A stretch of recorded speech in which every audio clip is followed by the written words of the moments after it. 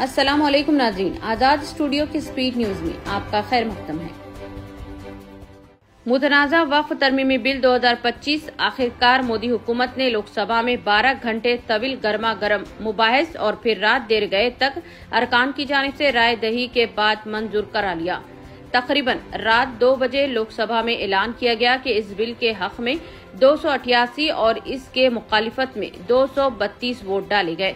इसका मकसद वक्फ इमलाक के इंतजाम व इंसराम वाले 1995 के कानून में तरमीम करना है, लेकिन इस बिल के मुतनाज़ा दफात में सेंट्रल वक्फ कौंसिल और वक्फ बोर्ड्स में 2 गैर मुस्लिम अरकान की लाजमी शमूलियत शामिल है। अब ये भी शर्त आ गई है कि ऐसे अफराद जो कम से कम 5 साल तक इस्लाम पर अमली एतबार से कारबंद हों, सिर्फ वही वक्फ के लिए इमलाक का अतिया दे सकते हैं। नीज मुजवजा कानून के तहत हुकूमती इमलाक जिसकी शनाख्त वक्फ के तौर पर की जा रही है, वो इसके हक में नहीं होंगी और मुतालिका कलेक्टर की जानिब से इसकी मिल्कियत तय की जाएगी। गुज़िश्ता शब लोकसभा में वक्फ तरमीमी बिल पर बहस के दौरान AIMIM रुकने पार्लिमान असदुद्दीन ओवैसी ने बिल की कॉपी फाड़कर अपना एहतजाज दर्ज करवाया। इस पर हंगामा बरपा हुआ। पार्लिमानी रवायत में ऐसे वाकयात कम ही देखने में आए हैं।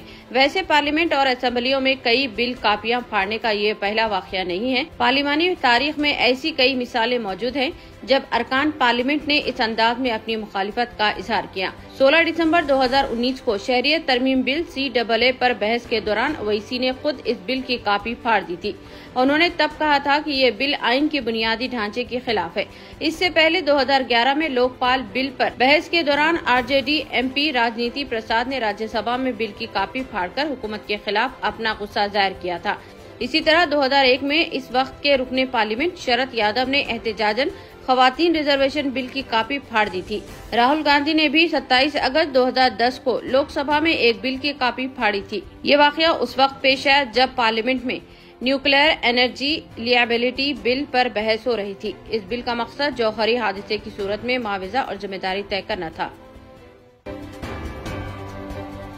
मरकजी वजीर दाखिला अमित शाह ने लोकसभा में वाज़ेह किया है कि वक्फ बिल का ताल्लुक मुसलमानों से है और वक्फ में किसी दूसरे मजहब के लोगों को शामिल करने की बात मुकम्मल तौर पर गुमराहकुन है।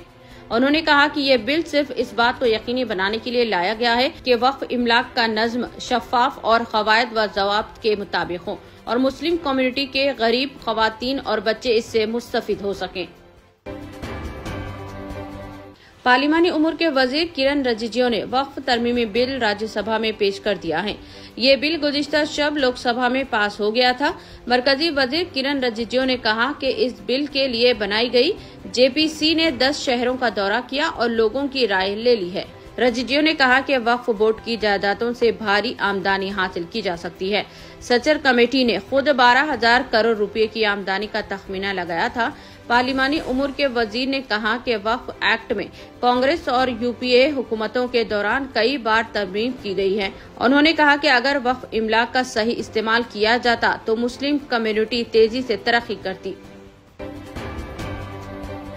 सदर जमीयतुल उलमाए हिंद मौलाना महमूद असद मदनी ने कहा है कि वक्फ तरमीमी बिल गैर ऐनी और बुनियादी हुकूक की खिलाफ वर्जी है। हुकूमत अपनी तादाद की बढ़तरी के बल पर इसे मंजूर कराने की कोशिश कर रही है। ये तर्ज अमल गैर जमहूरी व गैर ऐनी है।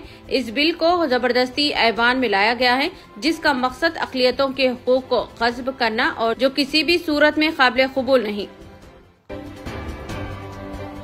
ऑल इंडिया सूफी सज्जाद नशीन कौंसिल के सदर नसीरुद्दीन चिश्ती ने वक्फ तरमीमी बिल की लोकसभा में मंजूरी का खैर मकदम किया है। उन्होंने इस सिलसिले में वज़ीर-ए-आज़म हिंद नरेंद्र मोदी, होम मिनिस्टर अमित शाह और मरकजी वजीर किरण रिजिजू को मुबारकबाद पेश की है। उन्होंने कहा है कि वक्फ कानून में तरमीमात वक्त की अहम जरूरत है। उन्होंने इस बिल की तायद करने वाली तमाम जमातों से इजहार तशक्कुर किया है।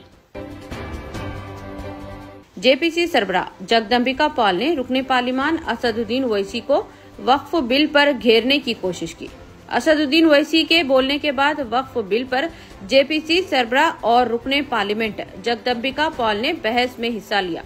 उन्होंने कहा कि ये बिल काफी गौर खौस के बाद लाया गया है। उन्होंने ये भी कहा कि असदुद्दीन ओवैसी ने वक्फ बिल को फाड़कर एक गैर आईनी काम किया है। वक्फ तरमीमी बिल पर समाजवादी पार्टी के सदर अखिलेश यादव ने कहा है कि बीजेपी हर जगह मदाखलत करना चाहती है और हर चीज को कंट्रोल करना चाहती है। बीजेपी किसको क्या कहने पर मजबूर कर सकती है और किसको क्या करने पर मजबूर कर सकती है, ये बीजेपी का कमाल है। समाजवादी पार्टी से मेंबर पार्लियामेंट इकरा हसन ने कहा है कि इस बिल से मुस्लिम खवातीन को कुछ नहीं मिल रहा है। बीजेपी हुकूमत सिर्फ मुस्लिम खवातीन का नाम लेकर मीडिया के जरिए गलत फहमियां पैदा कर रही है। ये बिल मुसलमानों की फलाह व बहबूद के लिए नहीं बल्कि इनकी शनाख्त को मिटाने के लिए है। अकाली दल की रुकने पार्लिमान हरसिमरत कौर ने लोकसभा में वक्फ तरमीमी बिल 2025 पर बहस में हिस्सा लेते हुए कहा कि हुकूमत के मुताबिक अगर ये बिल मुसलमानों के लिए इतना ही फायदेमंद है तो ऐवान में मौजूद एक भी मुस्लिम रुकने पार्लियामेंट इसकी हिमायत क्यों नहीं कर रहा है। हरसिमरत ने कहा कि अगर हुकूमत की नीयत साफ है तो अयोध्या में राम मंदिर के बोर्ड में 2 मुसलमानों को शामिल किया जाए।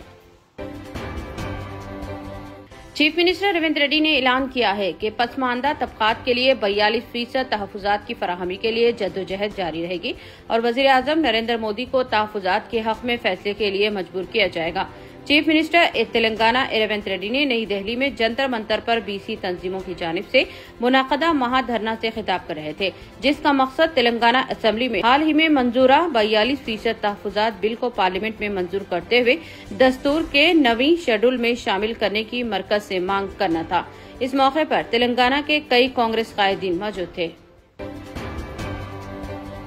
मगरबी बंगाल में टीचर भर्ती स्कैम मामले में ममता हुकूमत को बड़ा झटका लगा है।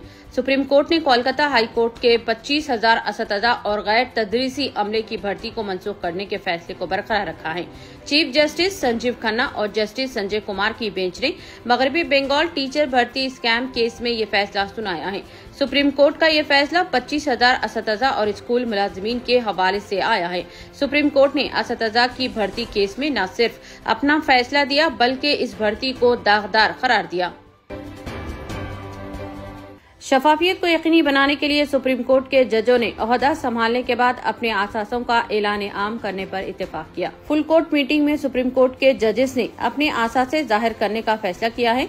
अब जजेस के तमाम आसासों का डेटा सुप्रीम कोर्ट के वेबसाइट पर अपलोड किया जाएगा। सुप्रीम कोर्ट की वेबसाइट पर एक प्रेस नोट में कहा गया है कि सुप्रीम कोर्ट की वेबसाइट पर आसासों का ऐलान रजाकाराना बुनियादों पर होगा।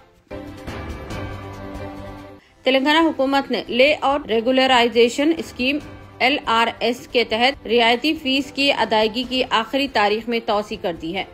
अब ये रियायत अप्रैल के आखिर तक दस्तयाब रहेगी। हुकूमत ने गुज़िश्ता 4 साल से ज़ेरे इल्तिवा प्लॉट्स की रजिस्ट्रेशन के लिए LRS फीस पर 25% रियायत के साथ 31 मार्च तक अदायगी की इजाजत दी थी। ताहम अवाम की कमजोर रद्द-ए-अमल के बाद हुकूमत ने इस मुद्दत को 30 अप्रैल तक बढ़ाने का फैसला किया है। वजीर आजम हिंद नरेंद्र मोदी थाईलैंड और श्रीलंका के 4 रोजा दौरे पर जुमेरात की सुबह रवाना हो गए, जहां वो 6वीं बमस्टेक जोटी कॉन्फ्रेंस में शिरकत करेंगे। रवानगी से कबल अपने बयान में मिस्टर मोदी ने कहा कि वो थाईलैंड के वजीर आजम की दावत पर सरकारी दौरे पर थाईलैंड जा रहे हैं और 6वीं बमस्टेक जोटी कॉन्फ्रेंस में शिरकत करेंगे। सोने की कीमतें दिन ब दिन आसमान छूती जा रही हैं। मुल्क में एक दिन में सोने की कीमत में 2,000 रुपये के इजाफे के साथ ऑल टाइम रिकॉर्ड कायम हो गया है। 24 कैरेट 10 ग्राम सोने की कीमत मुल्क की तारीख में पहली मरतबा फी तोला 94,150 रुपये की अजीम तरीन सतह पर पहुंच गई है। गुज़िश्ता 3 महीनों के दौरान फी तोला सोने की कीमत में 15,200 रुपये का इजाफा हुआ है। बुलियन मार्केट में सोने की कीमतों में उछाल का सिलसिला जारी है। सोने की कीमतें आम और मुतवासित तबके की पहुंच से बाहर हो चुकी हैं। इस तर्ज पर 22 कैरेट फी तोला सोने की कीमत में 850 रुपये इजाफे के साथ फी तोला सोने की कीमत 85,100 रुपये रही है। पुराने शहर के इलाके मीरालम टैंक के करीब लड़के का बेदर्दी से कत्ल कर दिया गया। लड़के की नाश झाड़ियों से दस्तयाब हुई, जिसके सर पर शदीद जख्म के निशानात थे। शुबह है कि नामालूम हमलावरों ने पत्थरों से इसके सर पर वार करके कत्ल किया। पुलिस को शुबह है कि बच्चे को मीरालम तालाब के करीब सर पर वजनी पत्थर डालकर कत्ल करके नाश को सुनसान जगह पर फेंक दिया गया। मुकामी अफराद ने जब नाश देखी तो फौरी तौर पर पुलिस को इत्तला दी। इतने कम दाम में इतने ज्यादा ऑफर्स, घर लेकर जाने में तकलीफ? No problem.